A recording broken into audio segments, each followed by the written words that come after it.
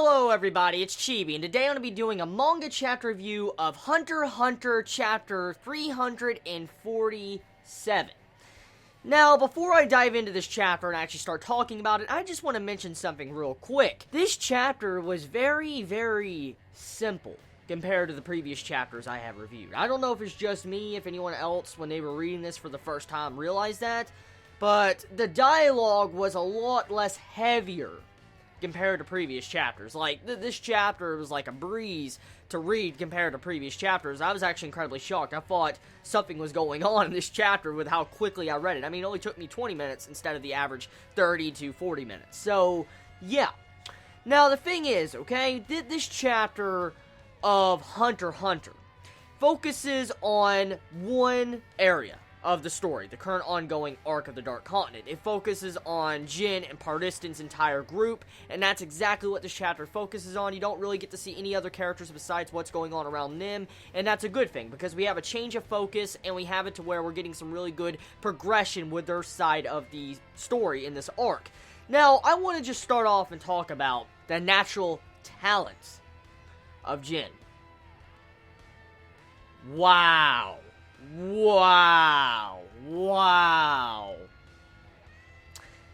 That natural talent of Jin. That's terrifying. That is absolutely terrifying. That is just fucking scary. It is scary to see Jin's natural talent, to see technically how strong he is, and more levels of his intelligence, too, on top of that, which I will get into in just a little bit, but I want to talk about this natural talent. Back in the anime, I remember Leorio punching Jin in the face in the elections arc, and I remember being extremely hyped, because Leorio was me, pretty much. How we all felt about how Jin was treating his son, Gon, at that entire time. And when I saw that, I was fucking hyped. And I remember Chibi saying that technically Jin let Leorio punch him. I remember that. I remember specifically that a bunch of Chibi said that in the comments, but I didn't understand it at the time. Now that I see this, now I understand. To see how Jin can actually imitate other abilities, other nin users' abilities, like with a striking ability. Like, if he gets struck, I'm guessing with a physical attack with nin or whatever, he can actually imitate that ability. And it's not technically his own ability. It's not Jin actually using his own ability, like his own nin technique. He's not actually stealing someone's technique. He's actually just imitating it. It's like he realizes how they're using their nin, and he can actually imitate it and use it. It's not like he has like a nin power that he just absorbs other people's nin. It's not that. So that is what's terrifying. It's terrifying to find out that Jin is so vastly intelligent, like on a level I didn't even think was possible in this series. Like, holy fuck, how intelligent he is, because the aspects of how Jin is able to imitate Leorio's attack with just one punch to the face. One uppercut to the fucking face from Leorio caused it to where Jin could imitate his entire attack and just completely give us a vast description on this technique. Like, he went in depth with this technique and talked about how, like, Leorio could put, like, his hands on a body and he can actually remove tumors and stuff that normally a scalpel could never reach. And I'm like, the fuck? Like, freaking Jin can actually steal someone's abilities and go in depth with their abilities and describe the abilities, and it looks like he was using techniques that maybe not even Leorio could use. Like, it looked like he was using Leorio's nin techniques better than even Leorio probably could do, which is terrifying. Oh my god. Jin was actually using someone else's abilities and actually making them better than even the original.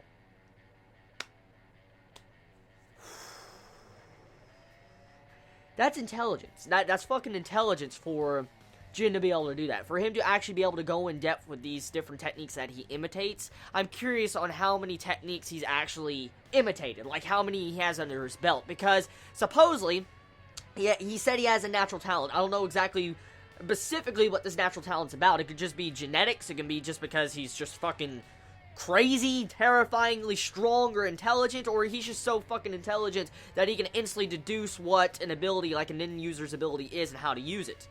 I don't know.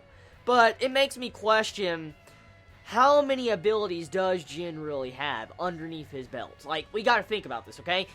I know for a fact, if Jin's willing to allow Leorio to hit him to get that ability, then there's no other reason. There's other examples that probably have happened in the past. Maybe Jin has gotten hit multiple times by different people and stolen so many people's abilities. Like, he could probably use about 15 moves, 15 different nin abilities, and we will probably not even know what his real ability is. So, we might not see his real ability for a very, very long time because of him having probably so many nin abilities to be able to use. Like, he's a jack of all trades. And actually a master of all. He's not a jack of all trades, master of none. He's a jack of all trades and master of all. Because to be able to use a technique even better than the actual original user, that is scary. Very, very fucking scary. And it's not just that.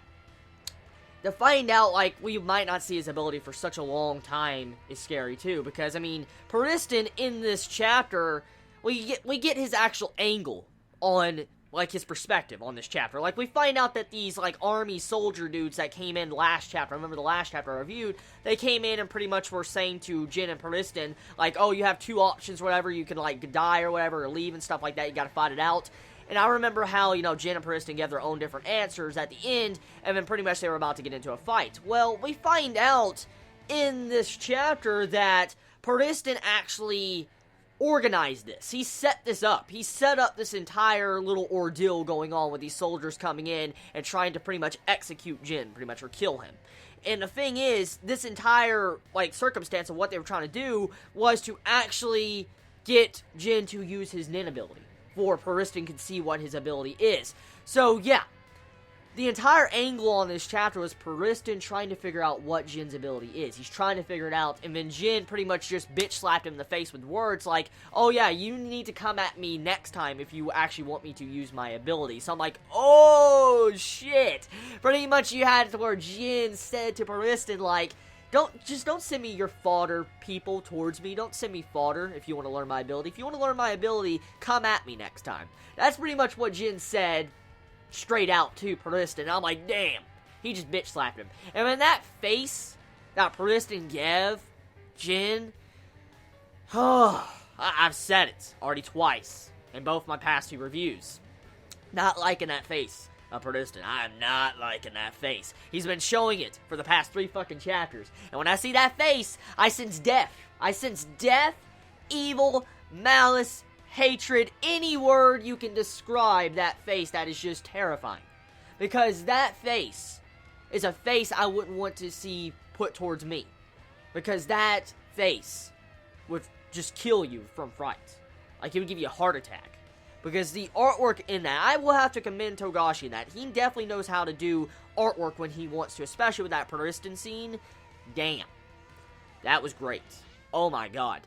Now, let's talk about other different aspects of this chapter. Now, we have it to where Jin kind of talks about the ability of Leorio's. For instance, he says, like, the ability can go through walls. Like, he can actually use this ability through the walls. Like, you see it to where he puts his hands on the walls where the other soldiers are on the opposite side of the wall. Like, probably 7 feet away. Probably 7 or 10 feet away through the wall, pretty much. Of nothing but stone wall or dirt wall, whatever kind of wall it is. And you see him actually force Nin through this wall to knock the other two out on the other side of the wall. Which shows you a demonstration of what Leorio most likely is going to use for his surgeries. He can use his Nin to get rid of tumors and stuff without actually opening someone up. So this is really cool. It's really, really cool getting to see something like this. And it's actually kind of understandable now that it was explained, for instance, how Leorio's technique worked. When I first glanced at Leorio's technique, I thought it was like something along the lines of teleportation or dimensions, because I remember when Leorio punched straight down in the anime, it looked like he went through a dimension pocket or something, and then his fist came out. But it really wasn't that. It's like he sent his fist into the ground, but it's like his fist was copied through the Nin and came out through underneath the ground up to Jin when he hit him. So it's really cool how that was explained in this chapter. So moving on, let's move on to the next segment of this chapter. Okay, so with this chapter, we find out about Jin's intelligence, pretty much, or his talking. Like, Jin, he doesn't think when he talks. Like, I mean, he thinks, but he doesn't think. I don't know if you understand where I'm trying to go with that. Pretty much, he walks in, like how he said he wanted to be number 2 and all that, he was just giving everybody money multiple chapters back. He didn't really think ahead. He just did that just to do that, and then he actually explained to us in this chapter that there's been multiple times he's actually done stuff like this, like he just walks in and talks about something, and then he, later on down the road, he questions why he would even do that, like why would he even do that type of actions. So he's like a person that talks before he thinks, and it's really cool getting to see that. I like that a lot, and now I'm starting to see some personality traits that are very similar to Gon. I really see a lot of similarities now with Jin and Gon's personality. Like, Gon, he has this exact same characteristic. I know for a fact Gon does. He's had multiple different occasions in the series to where he will just either speak, make up a plan before he, like, even thinks, like, he'll just do something before he does anything. And actually, no, that's a little bit different if you think about it. Like, Jin reveals he talks before he thinks, but Gon actually does something. Like, he just goes off and gets into a fight without thinking. I've seen that actually displayed with Killua and all them. So yeah, actually, they're a little bit different, but still, it seems like Gon will just go do action. Like, he'll just go and do it, and then you have Jin where he'll just talk. So yeah, really cool getting to see the similarities between father and son. I like how Togashi did that. It was really, really intriguing seeing how he went more in-depth with that, and showing us more different personality traits that are very similar. Now, other things I want to discuss is the, like, Golem. This Golem that was introduced. Now, the dude's name is Golem, and supposedly this is like a soldier, like a nin soldier or whatever. This is like a artificially made, like, suit, robotic suit or whatever. And this dude's called Golem, and the main leader of the soldiers that were introduced technically in this chapter, even though he came in last chapter, we found out his name, which I really don't remember at the moment, so sorry about that. But pretty much, this dude says, like, he's never seen the person inside of that, like, machine. He's never seen his face. He doesn't know his real voice. He doesn't, like, know anything about, like, what gender he is, if it's female or male or anything. So it's really cool finding this out, and we get introduced to these characters that are actually going to be going on the voyage to the Dark Continent alongside of Jin and Pariston, or the Neo Zodiacs, pretty much. So this is really cool. I like the introduction of this Golem, pretty much. Like, supposedly this Golem can actually have artificially nin bullets, pretty much. Like, nin bullets come out of it, and I like that a lot. It's really, really cool getting to see something like that. Oh, yes, I actually want to backtrack real quick. I forgot to mention something that I do want to mention. Another thing, too, about the ability of Leorio. I want to mention this before I get into other segments. Sorry about that. We find out what Jin says about Leorio's ability. He says that Leorio's ability is actually more stealthier compared to In. Whoa. So yeah, that's pretty fucking crazy, finding out that Leorio's ability is stealthier than In. So yeah, okay, moving on. Now that I explained it, I just want to talk about that. I couldn't believe that. I was like, damn. Okay. Now, besides that with the Golem thing, the soldier pretty much talks to Jin that he does not like the entire money situation that Jin has caused. For instance, this goes into the conversation with how Jin talks before he thinks and he questions his actions later. Well, this gets into the entire topic of how this soldier has a lot of pride. His soldiers have pride, and if he was to accept this money, other soldiers in different armies and stuff would not trust them because of them taking that money. And so this causes a major problem for the soldiers, and they will not acknowledge Jin because of the money that's on the table. And there was actually some that just wanted to leave and not join Jin, or this party would be on, because of what Jin was actually currently doing. So finding out how there was actually pride with the soldiers, I love that aspect, how Togashi added something like that in. I really, really like that aspect of how Togashi took the time to go into depth with pride of soldiers, of how they don't want to be like mercenaries. Pretty much if you get this money, you kind of look like mercenaries. I mean, mercenaries accept money, but soldiers, they're more prideful. They fight for what they believe, and they stick together technically, and, you know, they have conversations with other soldiers. But mercenaries are different. I'm guessing they just don't want to look like mercenaries. Now, one thing too, though, to actually fix the money situation, Jin comes up with a new, like, idea. He says, like, okay, what if I, like, donate my money, or donate the money to, like, this foundation, pretty much. Like, let's donate the money for this foundation. This foundation, hopefully I can remember completely. I got my notes here. I just got the basics saying, like, it's family aid. I remember it says that the foundation, if you donate to it, it actually supports families that have, like, any type of relative or anything that has, like, fallen soldiers, like a fallen soldier relative, and they will give you, like, money for the fallen soldier, like, I'm guessing their wage. They will also, like, give family aid. They will give you, like, I guess, you know, tuition for school and stuff like that. It's really cool finding out how, like, this foundation helps other people, and so this, you know, entire offer that Jin makes that he will donate was really intriguing. And what's even crazier is that he has to make, like a grandchild account. That's what Jin has to make. He has to make a grandchild account for this foundation, and if he makes a grandchild account, the person that's like a grandfather account can actually have say over Jin, or the person with the grandchild account. And so technically, at the events at the end of this chapter, Jin's not really number 2 or even number 1 of this group. Technically, it's this leader, this soldier leader, that is the leader of the group.